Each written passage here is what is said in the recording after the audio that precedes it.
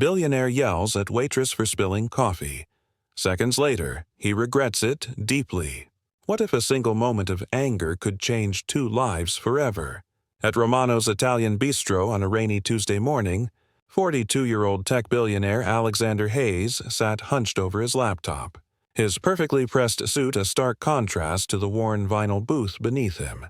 The restaurant buzzed with the gentle chatter of breakfast regulars, but Alex's world consisted only of declining stock prices and angry board member emails. When 36-year-old waitress Rebecca Martinez approached his table with a fresh pot of coffee, her hands trembled slightly, not from nerves, but from exhaustion after working 3 jobs to support her ailing mother. The ceramic cup slipped from the saucer as she poured, sending hot coffee cascading across Alex's keyboard and expensive documents. What happened next would haunt them both, but sometimes our worst moments become the doorway to our best ones.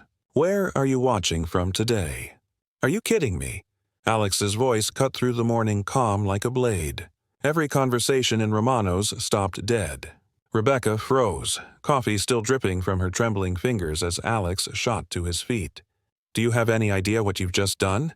This laptop contains my entire presentation for tomorrow's board meeting. Those documents were irreplaceable. His face flushed red with fury, completely unaware that the entire restaurant was staring at them both.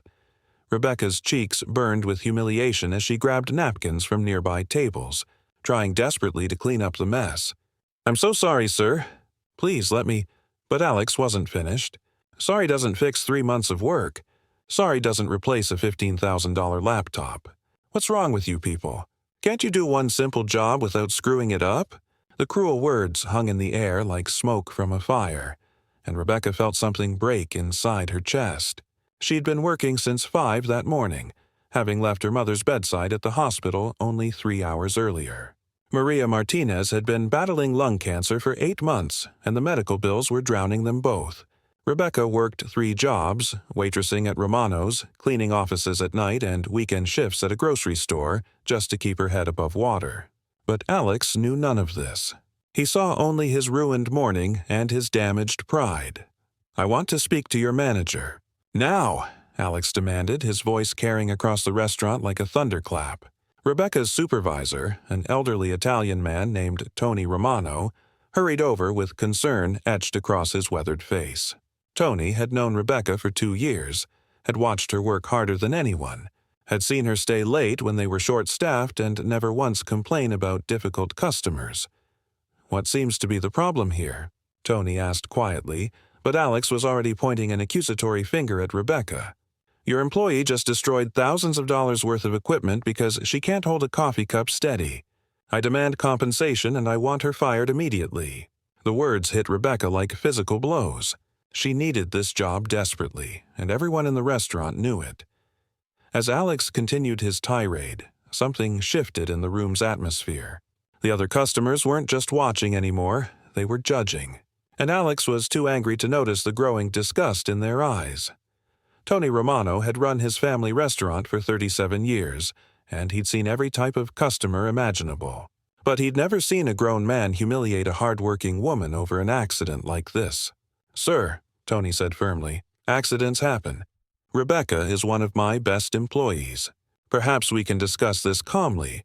"Calmly?" Alex interrupted, his voice rising another octave. "There's nothing calm about losing my entire livelihood because your waitress can't do her job. Look at this mess. My presentation, my contracts, everything is ruined." He gestured wildly at the coffee-soaked papers, completely oblivious to the tears now streaming down Rebecca's face. An elderly woman at a nearby table couldn't stay silent any longer. "Young man," she called out, her voice carrying the authority of someone who'd raised 5 children and buried a husband. "That's enough. You're acting like a spoiled child." But Alex was too consumed by his rage to listen to wisdom. Rebecca bent down to collect the soggy papers, her hands shaking so badly she could barely hold them. "Please," she whispered, "I'll pay for the damages. I can work extra shifts. I'll find a way to make this right." Her voice was so quiet that only Alex and Tony could hear her, but the desperation in it was unmistakable. "You couldn't afford to replace my laptop if you worked here for the next decade," Alex snapped. and the cruelty of his words made several customers gasp audibly. He didn't know that Rebecca had been at the hospital all night, holding her mother's hand as the doctors delivered more bad news. He didn't know she'd driven straight from the oncology ward to work because she couldn't afford to miss a single shift. He didn't know that the medical bills had already forced her to sell her car, and she now took 3 buses to get to each of her jobs. The restaurant's bell chimed as 2 police officers walked in for their regular morning coffee. They immediately sensed the tension and approached the table. "Everything all right here?" Officer Patricia Williams asked, her experienced eyes taking in the scene. The sobbing waitress, the red-faced businessman, the coffee-stained documents, and the disapproving faces of every other customer in the restaurant. If this moment touched your heart, please give the video a thumbs up. What happened next would change everything for both Alex and Rebecca. But first, the full weight of his actions was about to crash down on him like a tidal wave. Sometimes the universe has a way of teaching us lessons we're not ready to learn. Officer Williams had been patrolling this neighborhood for 12 years, and she knew Rebecca well. She'd watched this young woman struggle with grace, never complaining, always treating everyone with kindness despite her obvious hardships.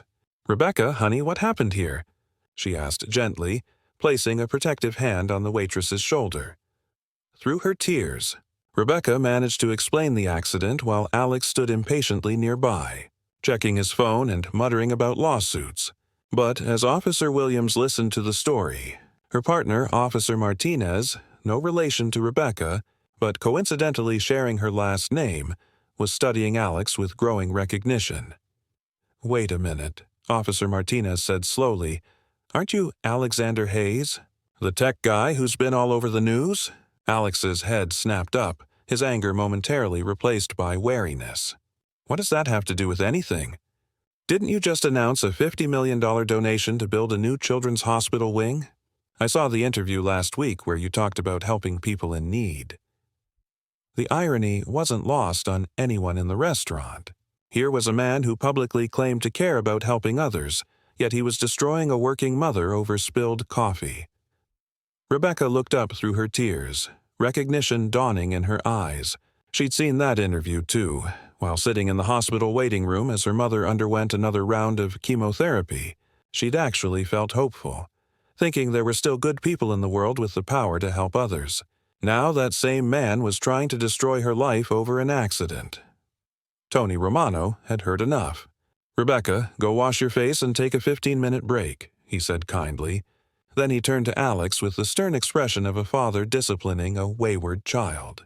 "Mr. Hayes, I think you need to take a step back and think about what you're doing here. This young lady works 3 jobs to pay for her mother's cancer treatments.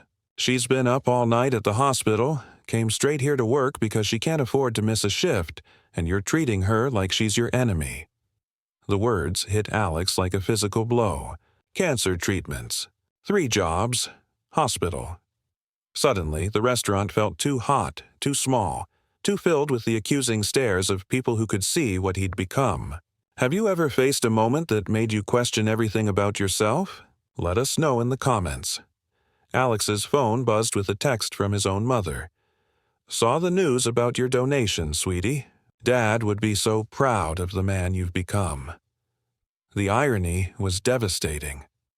Alex stared at his mother's text message and something inside him cracked open like an egg. His father had been a carpenter who'd taught him that how you treat people when you're angry reveals who you really are. "A man's character isn't measured by his bank account, son," his dad used to say. "It's measured by how he treats the waitress when his order's wrong." The memory hit him like lightning, and suddenly Alex saw himself through his father's eyes. He saw a man who'd become so consumed with success that he'd forgotten basic human decency. He saw someone who'd just screamed at a cancer patient's daughter for making an honest mistake. The realization made him physically sick. Rebecca emerged from the bathroom, her eyes red but her chin raised with quiet dignity. She walked straight to Alex, pulled a crumpled $20 bill from her apron pocket, probably her tip money from the morning, and held it out to him. "This is all I have right now," she said quietly, "but I promise I'll find a way to pay for your laptop.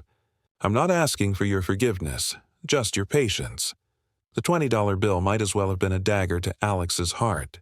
This woman, who was drowning in medical bills and working herself to exhaustion, was trying to give him her last $20. He thought about his penthouse apartment, his collection of luxury cars, and his bank account that could buy 1,000 laptops without making a dent. And here was Rebecca, offering him everything she had. Alex's voice cracked. The entire restaurant watched as this powerful man struggled to find words. Rebecca, He looked around at the faces surrounding him. Tony's disappointed frown, the officer's watchful eyes, the customer's obvious disgust, and Rebecca's quiet dignity despite her pain. Alex's hands trembled as he gently pushed the $20 bill back toward Rebecca. I can't take this. I won't take this. His voice was barely above a whisper now. I'm the one who owes you an apology. A massive, enormous apology that I don't even know how to begin to make. If you've been enjoying this story, subscribe to our channel for more heartwarming tales. The transformation that happened next would prove that sometimes our worst moments can become our greatest opportunities for redemption. But Alex still had a choice to make. Would he let his pride continue to rule him, or would he find the courage to make things right? What happened next surprised everyone in Romano's, including Alex himself. He sank back into the booth, buried his face in his hands, and began to cry. Not the angry tears of frustration, but the deep, soul-cleansing tears of a man who'd just seen himself clearly for the first time in years. My father would be ashamed of me, he whispered. I'd become everything he taught me not to be. Rebecca stood there uncertain as this powerful man fell apart in front of her. Tony gestured for the officers to give them some space, and gradually the restaurant returned to its normal rhythm, though everyone continued stealing glances at the unlikely pair. I lost my dad 5 years ago, Alex said, finally looking up at Rebecca. He was a good man who taught me to treat everyone with respect. Somewhere along the way, I forgot that lesson. I forgot that success means nothing if you lose your humanity in the process. He pulled out his phone, not to check his stocks or emails, but to make a call. Dr. Patricia Chen? This is Alexander Hayes. I need to make another donation, and I need it processed today. Rebecca watched in confusion as Alex spoke quietly into his phone, mentioning her name and something about cancer treatment. When he hung up, he turned to her with eyes that looked completely different from the angry stranger who'd berated her 20 minutes earlier. Dr. Chen runs the oncology department at St. Mary's Hospital, Alex explained. I've just established the Maria Martinez Cancer Treatment Fund. Your mother's medical bills are covered, all of them, past and future. The fund will also cover any other patients in similar situations. Rebecca's legs gave out, and she sank into the booth across from him, too shocked to speak. But why? She finally managed to ask. After everything that happened, Alex looked down at his ruined laptop, then back at her face. Because you offered me your last $20 after I treated you terribly. Because you kept your dignity when I lost mine completely. Because sometimes we need to break completely before we can rebuild ourselves into something better. He stood up and extended his hand to her. I can't undo the hurt I caused you today, but I can try to honor the lesson you taught me. Rebecca shook his hand, tears flowing freely now, but these were different tears. Tears of relief, gratitude, and restored faith in human kindness. Tony Romano watched from behind the counter with a smile, thinking about how his little restaurant had just witnessed a miracle of the human heart. 6 months later, Alex returned to Romano's every Tuesday morning, not as the angry billionaire, but as a regular customer who always requested Rebecca's section and left generous tips that she donated to help other families facing medical crises. The spilled coffee had ruined his laptop, but saved his soul. If you enjoyed this story, please remember to like, leave a comment with your thoughts, and subscribe for more heartwarming tales. Thank you for joining us on this journey of redemption. And remember, sometimes our worst moments become the doorway to our best ones.